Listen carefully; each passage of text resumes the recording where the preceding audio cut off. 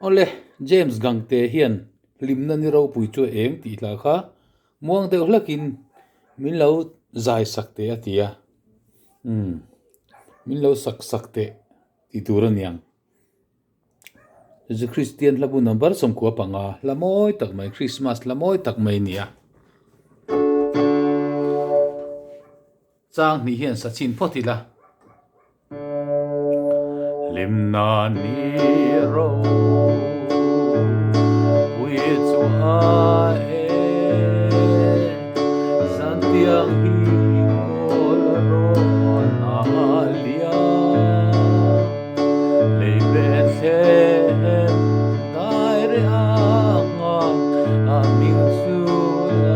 le imanu a chu bera chu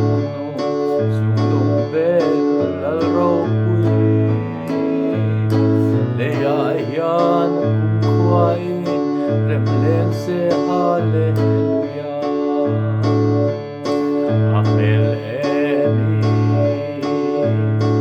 atlom na vale ko berani le alalin do masela aramala zazela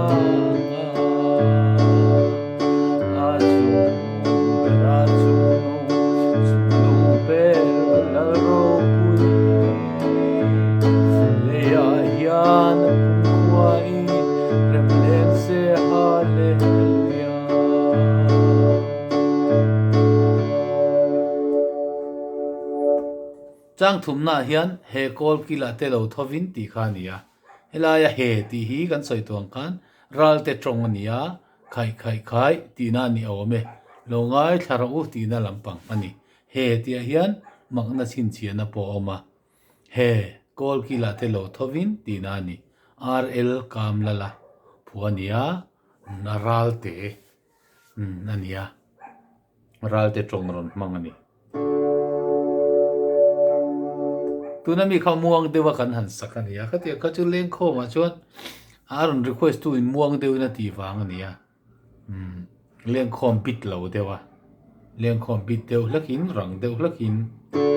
sa chenila thao me he kol kila te lo thovi rim trang le pai pu le Bera ro pui ro se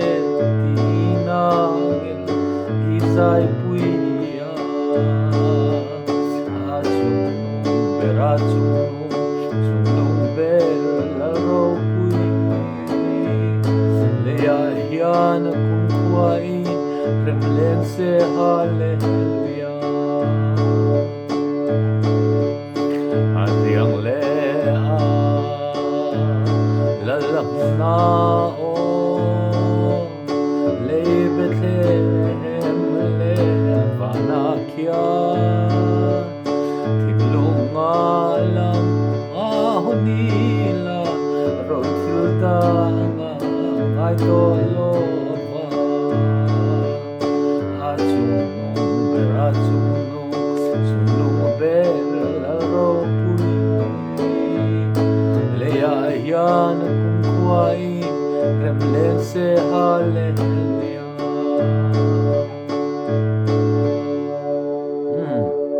ro thil da ngai to lawang ti khan niama kan lut ma la thu dewani